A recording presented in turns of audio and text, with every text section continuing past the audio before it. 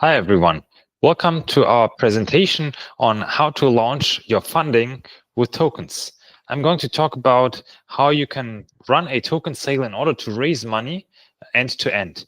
And I'm going to give you a blueprint of how to do that, what kind of role Token Tool by Bitbond plays here, and what kind of other components you need. So let's get started.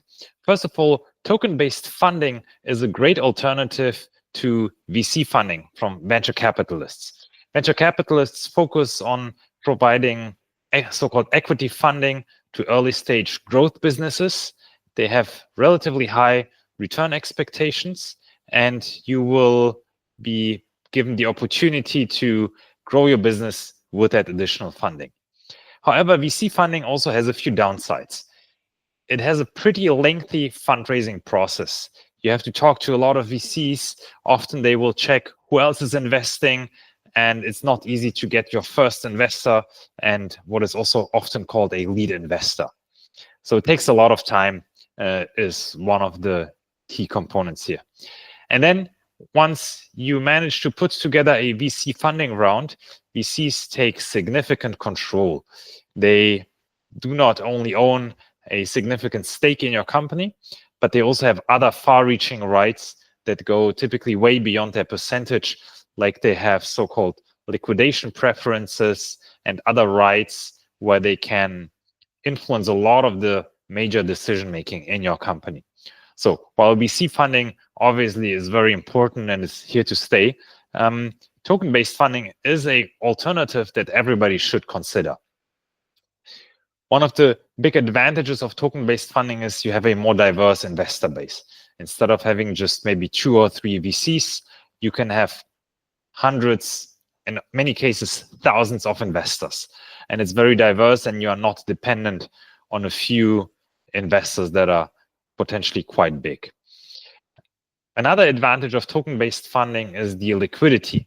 If you launch a token, it can pretty much immediately be traded on decentralized exchanges, DEXs, or also centralized exchanges, CEXs. And this is a huge advantage to investors because they are not locked in to their investment for many years, which is the case for VC funding. They typically only have a so-called liquidity event once your company conducts an IPO, initial public offering, or there are some bigger secondary trades, or ultimately an acquisition by someone else. Token-based funding, however, provides liquidity to investors typically early on. Another advantage is the community, especially when you launch a utility token. We'll speak about what that is in a few minutes. You will see that your community is actually helping you to improve your product and to become your first paying users. And so this is something that is very important and is a very important part of a token sale. There are other advantages as well, but these are the main ones: having a more diverse investor base and providing liquidity. And this obviously is not just true for outside investors, but potentially also for the founding team and for early investors in your company. Of course, every company and every project goes through different stages, and not every type of funding is the best in each type of stage. When you launch your company, often you may want to bootstrap it, meaning you put some capital up yourself, or you might ask family and friends to be your initial investors. This is typically not the stage where you would think about token-based funding. As always, there are exceptions to the rule. However, in this early stage, it will be very hard for you to gain enough investors in a token sale. So this is a stage where you launch your company, you want to launch your product, you want to have some early users, and you want to start growing. The next phase that comes after that is the so-called seed stage or seed phase of the company. Here, traditionally, you would think about business angels and venture capital firms. This is the first stage where you can think about a token-based funding, either if you have a good network of potential token investors, or you have managed to grow your product to a sizable community, which is often a very important part of a token sale. After that, typically the stages of a company are called Series A, Series B, Series C stage. this is probably the best time to think about a token sale, because you will already have a good amount of revenue that your company is generating. Other growth metrics like employees, your valuation, number of users, traffic will also already have, a significant level. And this is a very good stage to think about a token sale as an alternative to VC funding. After that, your company is fairly mature. If you manage to grow it and become even more successful, then it may be a little bit too late from a maturity standpoint for a token sale. Here, you will rather think about institutional investors, private equity funds, etc., or even an IPO, an initial public offering on a large regulated stock exchange. So when you think about token-based funding, ask yourself whether you are in the right stage. To show a bit of the relevance of token-based funding in the year 2024, around about $2.5 billion worth of capital have been raised through token-based funding, mainly ICOs, initial coin offerings. And this is a pretty sizable number.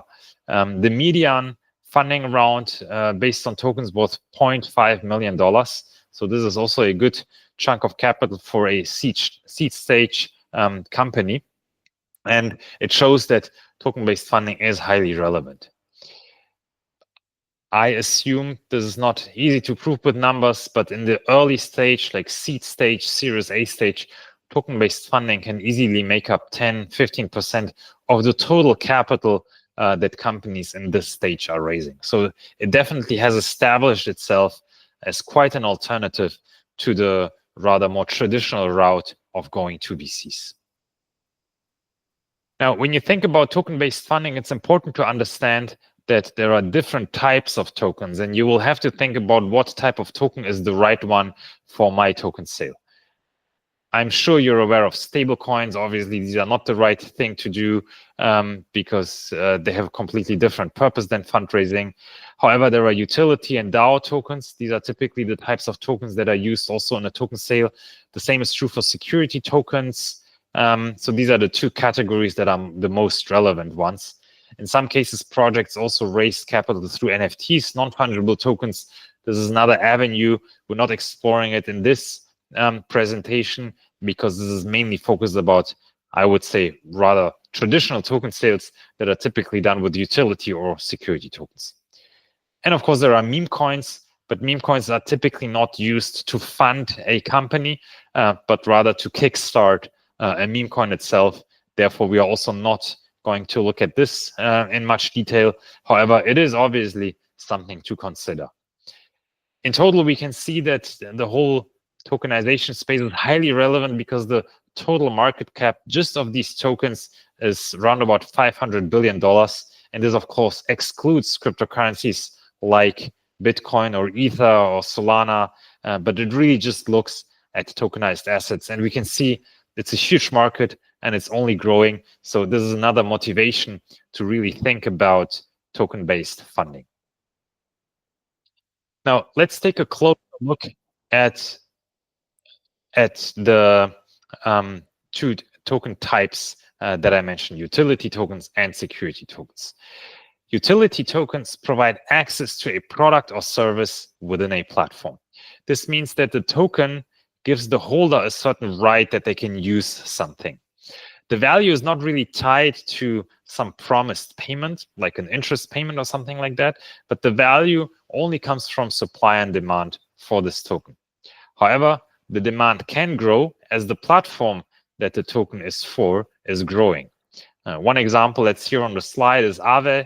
Aave is, I think, the largest DeFi lending platform where users lend and borrow tokenized assets. And the Aave token serves as a utility token on that platform to pay for certain types of the services, and it's integrated into the platform very deeply.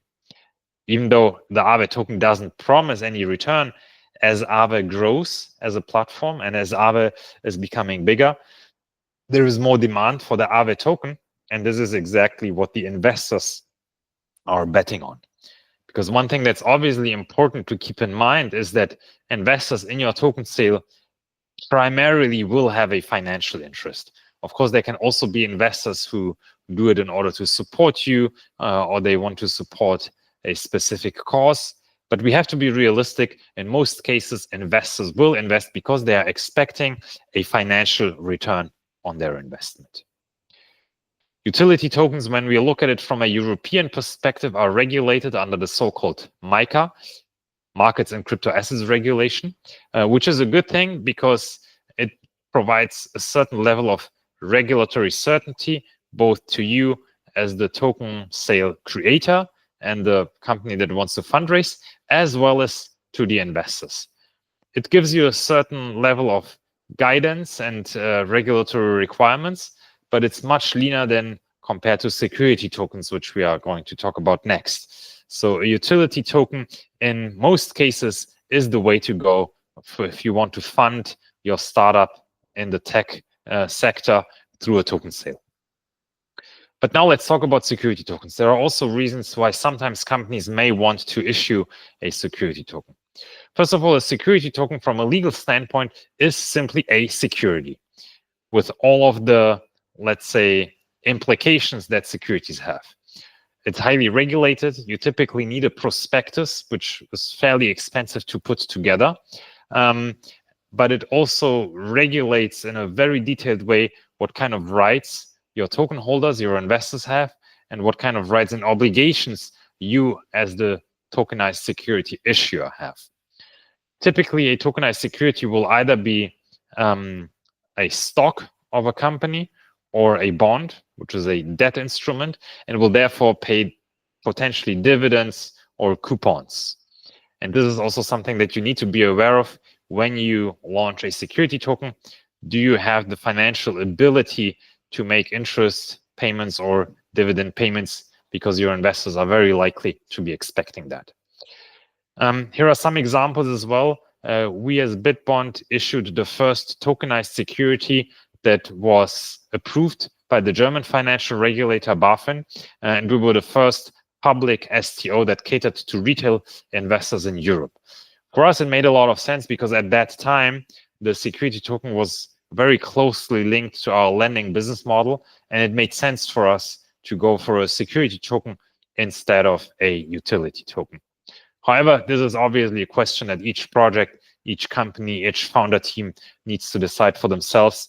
And again, if you are a company that is in tech, the utility token is normally the easier and also more suitable type of funding.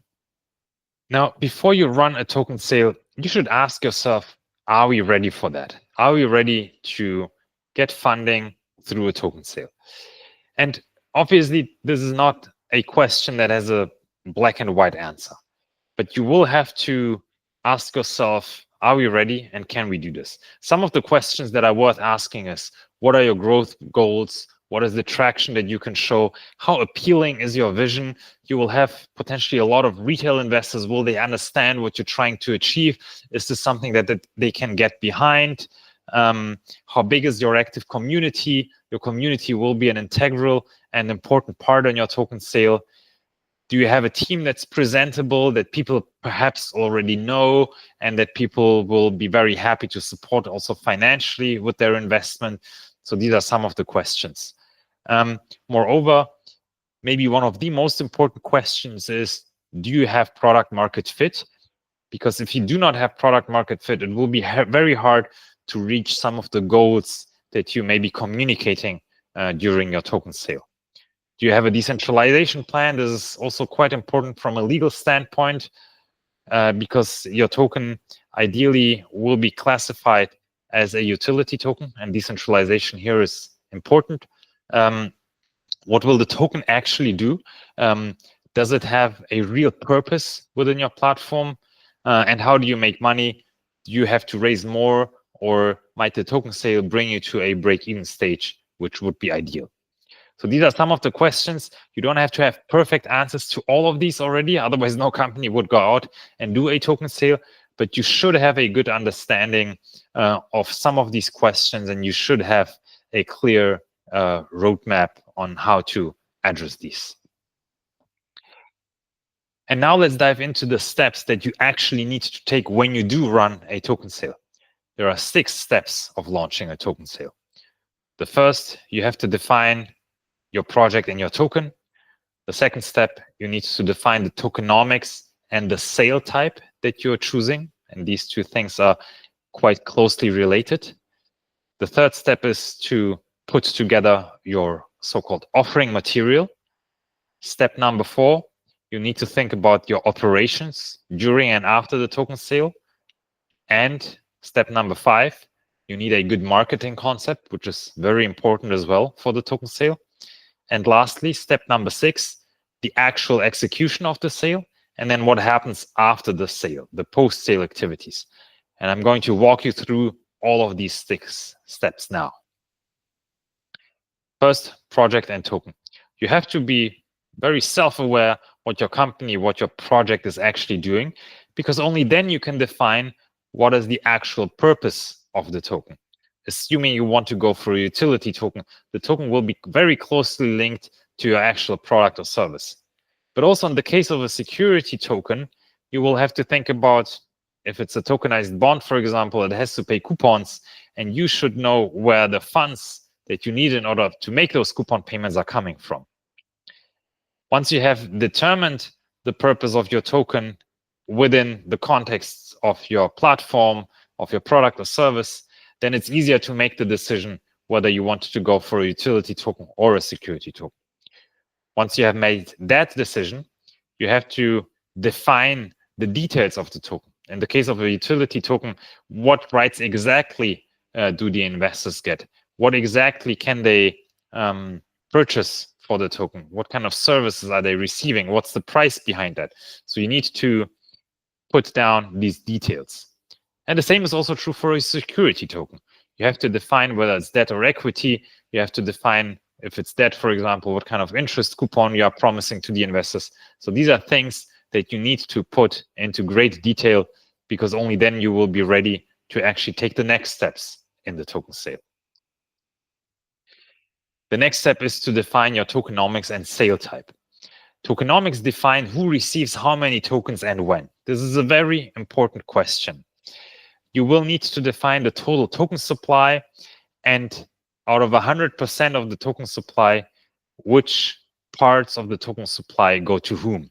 And here you need to consider the team, the investors, your own treasury, your community, developers, advisors, and potentially other stakeholders. And it's very important to think about that prior to the token sale. You will also need to define your token price, because this also is super important when you think about the tokenomics. You don't only want to know what is your total token supply, but you also have to think about, when you sell your token in the token sale at a certain price, what kind of market capitalization does that imply? And what's the fully diluted valuation that this will apply? Fully diluted valuation is simply taking the latest token price multiplied by the total supply, while the market cap is only looking at the circulating supply, which can actually be traded. Projects that have a high market cap to FDV ratio are more likely to get funded. So you may want to try to make most of the supply circulating. Why? Because if a big chunk of the token supply is not circulating, then there will be whales and people who can potentially impact the price negatively. So this is something that you have to avoid. And ideally, there are no big whales, maybe apart from the team and some very early investors. However, you should also prevent that you as a team can do price manipulation. And you do this by signaling your commitment, by setting up a vesting schedule for the tokens that you are getting.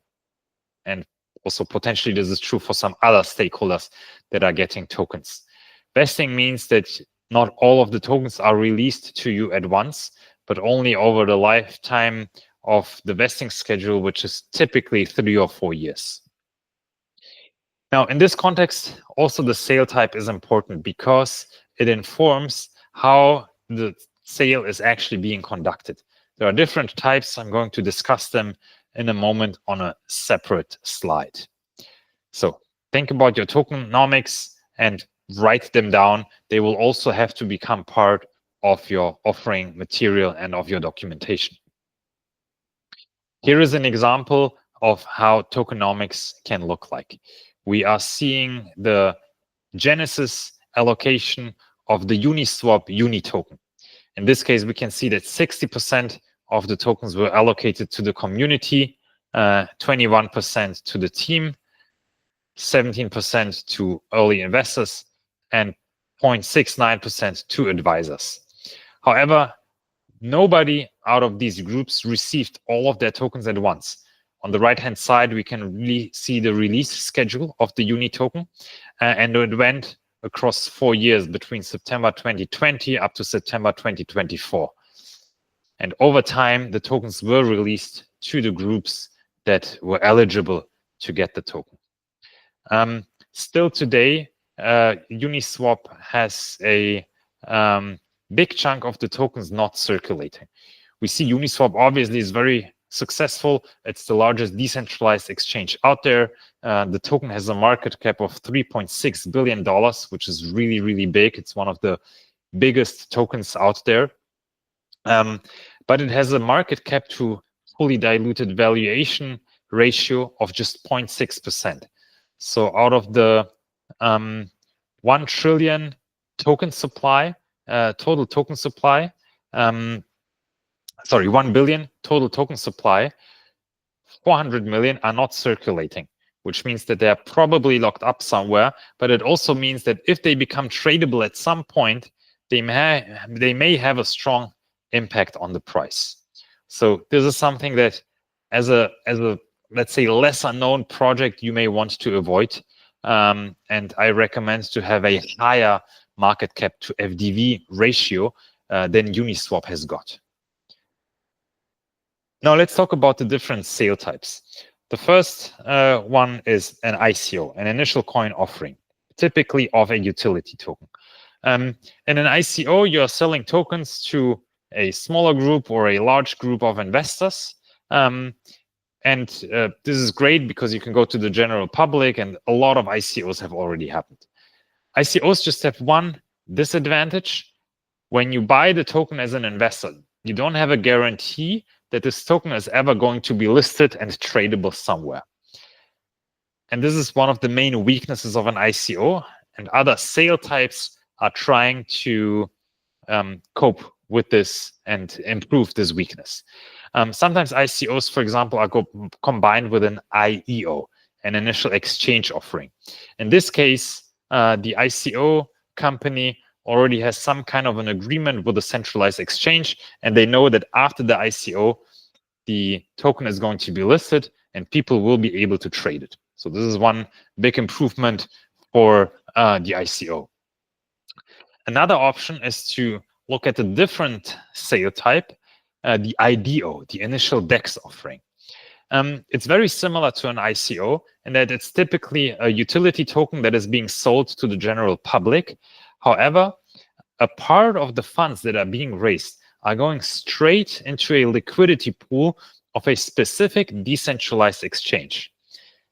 This is usually regulated by a smart contract. So it's not something that the people who run the token sale could manipulate once it's set up, but it's guaranteed by the smart contract. So the token sale runs, investors are putting in their money, and they know that a certain percentage, 30%, 40%, 50, 60%, whatever the token sale creator determined, will go straight into the liquidity pool. When the token sale is over, the investors can usually claim the tokens that they purchased through the IDO, and the liquidity pool is activated immediately, which means that if they decided to sell, they would have the ability to do that through the liquidity pool on a decentralized exchange. Since this type of token sale guarantees a certain level of secondary market liquidity, this is what we are recommending today as a token sale. IDOs have pretty much become the norm and the standard for good token sales. There's also the STO, the security token offering. This is of a tokenized security, typically also doesn't have a guaranteed exchange listing. listing tokenized securities on exchanges is a bit more complicated in most cases than for utility tokens. Therefore, I'm not diving too deep into this. But obviously, if you decide for a security token, then you're automatically running a security token offering. And then finally, there is the fair launch. A fair launch is usually used in the context of launching a new cryptocurrency. So when you launch your own blockchain, or when you launch a meme coin. It's not so much used for fundraising. The reason for that is typically all of the tokens are on sale, and you as a team will not retain any significant portion of the tokens, and therefore it's rather used in order to kickstart a meme coin, for example. Often fair launches are also combined with an IDO, which means that the liquidity that is being raised typically goes straight into a liquidity pool. But again, if you talk about fundraising, then a fair launch is typically not the way to go, but I highly recommend the IDO. Next step is the offering material. The type of offering material that you need is determined by the legal classification of your token. So it makes a huge difference from a documentation and offering material standpoint, whether you are launching a security token offering or a utility token offering. To be absolutely sure here, you should consult a lawyer. This is not something that you can always answer very easily yourself, and I do recommend to consult a lawyer on this question. In any case, we also recommend not to sell tokens to investors in the US because this is a much more complicated process. You can, of course, get the necessary legal approvals and regulatory approvals that you need. In that case, obviously, you can sell tokens in the US, but I would highly recommend not to do that unless you are 100% confident that you have done everything that's legally required. Now, the actual offering material that you need in case of a utility token is a white paper. A white paper is a description of your project, how you want to use the funds that you're raising, the rights that your utility token will grant to its investors, tokenomics, roadmap, etc. If you are in Europe and you want to launch a utility token that is compliant with the MiCA requirements, then you will need to check those requirements specifically in order to make sure that your white paper is compliant with that. In the case of a security token, it's highly regulated what you need to put into the prospectus because this is your offering material in the case of an STO. And this has a lot of risk disclosures. You need to put in a very detailed description of your company. You also need to put in audited financial statements, which means that your financials will have to go through an audit first, which is also an additional cost next to the prospectus. So these are the things that you need for a security token, which also means that in order to make the security token worthwhile, you have to raise a certain amount of capital. It's typically not suitable at all for a smaller raise of just a few $100,000, for example. It definitely has to be in the millions. Otherwise, it doesn't really make sense to run a security token offering. And again, therefore, I recommend, in most cases, a utility token. Here we have an example of the white paper of the basic attention token. This was obviously prior to MiCA, so it didn't have to follow those rules. The BAT token raised $35 million through an ICO in the year 2017. This was one of the remarkable ICOs of that time, and a very successful one, which is why I'm bringing it up as an example. BAT today has a market cap of around about $220 million. The all-time high was more than 10 times that, way over $2 billion. And overall, I think BAT can be regarded as a very successful token sale and a successful project overall. The BAT token gives and rewards users of the Brave browser for their attention. Very interesting concept. And this is exactly what was described in their white paper. As we can see here in the screenshot, this is the table of contents of the basic attention token white paper. They speak a lot about what is actually the underlying problem that they are trying to solve with the token, and they obviously talk about their token launch, which is also another important component of the white paper. Next step is the operations. When you run your token sale, there's several technical and infrastructure type components that you will need. Now, some companies go ahead and develop a lot of software themselves. My recommendation is use ready-made solutions. Why? Because the operations are normally not at the core of your product and of your service. And if you get too distracted with building a lot of software for your token sale, then it might take away resources that are urgently needed for marketing, for putting together a great white paper, crafting your tokenomics in a great way. So do not spend too much time or money on operations. You will have to choose a blockchain on which you want to run the sale. My biggest recommendation is Ethereum or Base or Solana. These are the three main chains for successful token sales for quite some time now, and I do recommend to choose one of these. And you will need to choose one of the bigger decentralized exchanges on the chain that you have selected. You will need also several types of smart contracts, the most important one being the token itself that you want to launch.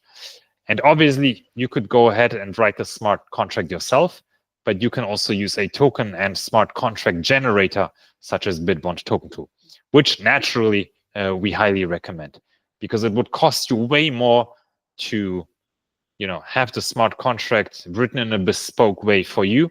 Then you would need to go through an audit. Token Tool is already audited, so it saves you a lot of cost and a lot of time.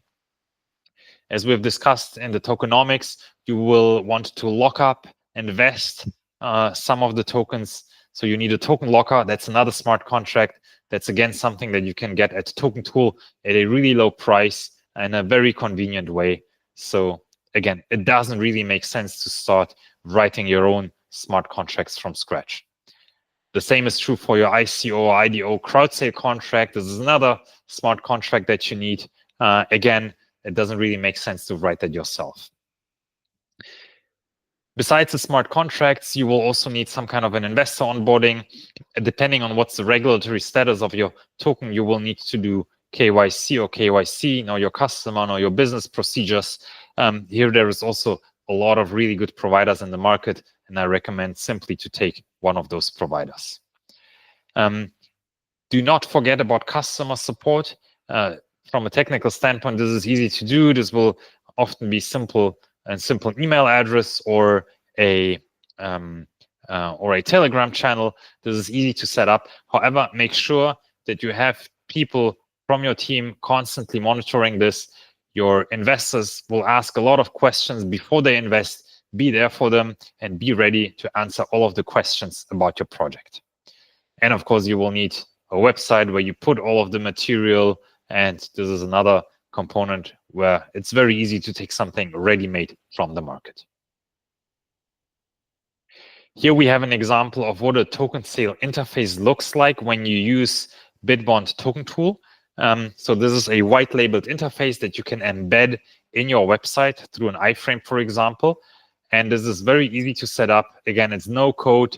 With a few clicks, you can set up this token sale smart contract or IDO contract in a very easy way. The alternative to that is to go to an IDO launchpad, such as Fjord Foundry or DX app or a few others. This has the advantage that you will already find an investor community on these launchpads. At the same time, it's pretty expensive. You will have to pay around about 5%, sometimes even more, of the funds raised. And it's much more convenient, obviously, to take a much lower cost product like Bitbond Token Tool. However, you will need to leverage your community for the fundraising in that case. Which directly brings us to the next point, which is marketing. Marketing is a very, very important component of your entire token sale. Even if you have a great community, even if you have investors who are very keen and waiting to invest in your token sale, you have to have a marketing concept. If you don't activate these people, if they don't get excited about your token sale, it's going to be hard to raise the amount of capital that you want and that you potentially need. So start planning early, put together a marketing plan, and think about the following things. First of all, who are your target investors? Are they rather crypto native? Are they rather mainstream? Are these smaller investors, larger investors, institutional investors? Where are they located geographically? Put together one or maybe 2 or 3 personas. Who are the types of people that are investing in your sale? Because that will inform the next 2 components, the marketing material and the marketing channels. The marketing material, of course, on the one hand, it's your offering material, like the white paper or the prospectus. But then additionally to that, a lot of companies are also creating a so-called light paper. This is a glossy, short form document of the white paper. And it's very important to have that for marketing purposes because it should answer the main and most pressing questions that investors usually have. Then you will need the website where you publish information about your team, tokenomics, the investment process, roadmap, etc. So you will need a good website. And then you can think about other creative marketing material, such as free product trials, merch, flyers. You may be going to events where you will talk about your upcoming token sale. Be creative because we are obviously living in an attention economy and you will need to get the right amount of attention for your token sale. And once you have defined these, you'll have to think about the marketing channels. So how will you communicate your message to your potential investors? Again, your community is the most important part here. If you, with your product, with your project, have an active community, they will probably be the most important part of your investors. But you still need to activate them. Send them a regular newsletter, communicate with them on social media, activate them on your website, conduct webinars for them. So nurture your community, be there for them, answer the questions that they have. There are also guerrilla tactics like putting out bounties or quests or making people get excited about a potential airdrop because then the eligibility criteria can make them interact with your product already. Make sure you add yourself to so-called ICO calendars, which list upcoming token sales. So all of these things are obviously very broad, and you will have to define which of these are suitable for you. However, you will definitely need to do something in this area as well. Besides that, there's also paid marketing channels. One disclaimer here, most of them are very expensive, so you will need to ask yourself what kind of resources do you have and how much can you spend on these. It's often hard to predict how much impact they are going to have. But as we know with marketing, if you don't do any of it, you will also not get any attention. And the tool set of paid marketing channels is PR. You can work with a PR firm who will work hard to place you in different news outlets. You can directly work with influencers or key opinion leaders, KOLs, who will talk about your upcoming token sale. You can place ads on websites and in third-party newsletters. Here, it really depends on who are your target investors and what kind of content are they consuming.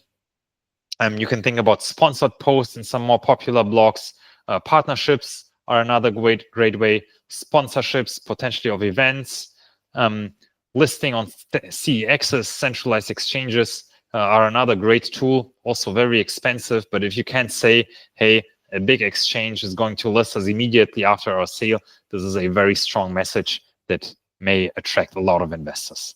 And launchpads are also an alternative where you will find an active investor community. But again, everything here comes at a cost, and you will need to check out what are your resources and how can you do a great marketing plan based on that.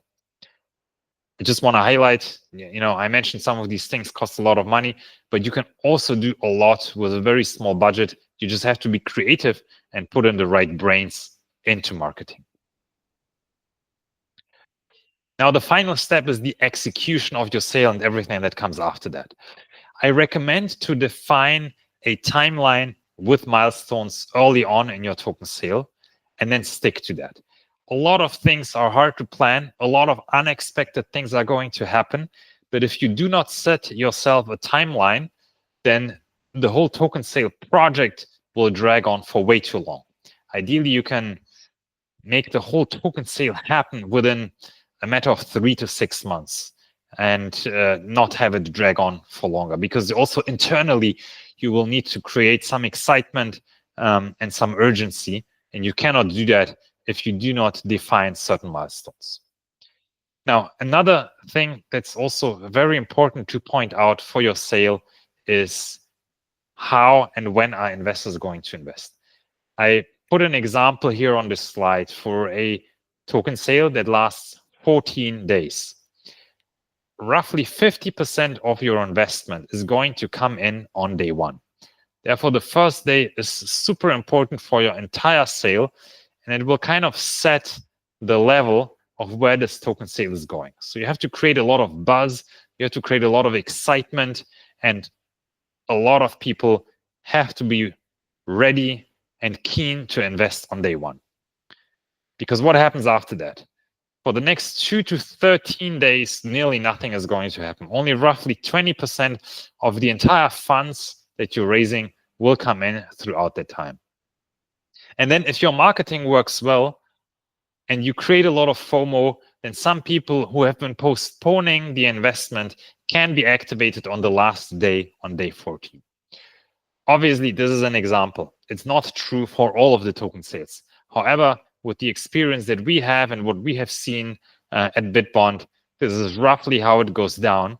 And the conclusion from this is that you want to incentivize investors to join your sale early by providing them discounts or by providing them other incentives to simply be one of the first. The more you raise on day one, the higher is the level of your total sale. Now, what comes after the sale is please deliver on your product. Don't be the company that we can see on the right-hand side of the slide where you have a super fancy white paper, then the things that you are promising already start to fade as you go into production. And then when you release the actual product that you were planning or the actual changes that you were promising to investors around your product or service are just a very bad version of what you initially promised. Don't be that company. Deliver on your promises and make sure that you plan for actually being able to deliver what you planned. Of course, there's always a lot of unexpected things that happen, and you will have to be ready to cope with those. However, be ready to deliver on your promises, because only then investors will be happy, will be using your product, will be promoting your product for you, and the token price is going to go up. And that's a situation where then everybody starts to be happy, your investors, but also you as a team, because obviously, in most cases, you will want to retain some tokens to also make a financial gain. But if you do your tokenomics right, a lot of the tokens will be locked up and will vest over something like 4 years. And in that case, if the token price goes to zero over the course of these 4 years, then you haven't really achieved what you wanted, which is a financial success for your company, but also potentially for yourself. You can also incentivize and kind of manage the token price a bit by providing staking or holder rewards, for example, or by burning tokens throughout the time. These are important measures that can support the price. However, the number one thing that you can and have to do is to deliver on your product promises. And one last thing to also consider post-sale, communicate regularly. In the case of a Mika utility token or a security token offering with a prospectus, you're even legally required to communicate. But even if you're not, if you continue to manage your community and communicate with them in an open and transparent way, this is how you contribute to the overall success of your token sale, and therefore you have to do it. Finally, one more example of a successful token sale, Aave. I brought it up at the beginning when I was describing what is a utility token. Aave did a pre-sale in early 2017, raised $600,000, and took that money in order to run a proper ICO in October 2017. They raised $60 million, which is a really sizable ICO also at the time. but they made something out of it. Aave has become the dominant and most important DeFi lending platform. The market cap of the Aave token today is at $2.6 billion. This is very, very high. And again, it's one of the biggest utility tokens out there. And they also have a better market cap to FDV ratio. The FDV is just a bit higher than the market cap at 2.8 billion. So most of the Aave tokens are circulating. Obviously, the price is fluctuating as with any asset price, but Aave is a very successful example for a great token sale. So I really hope this was helpful for you. If you liked this video, don't forget to subscribe to our Bitbond YouTube channel. Don't forget to like this video. And the next time you are planning to run a token sale, do it with Token Tool. We have all of the tooling that you need under tokentool.bitbond.com. Thank you very much.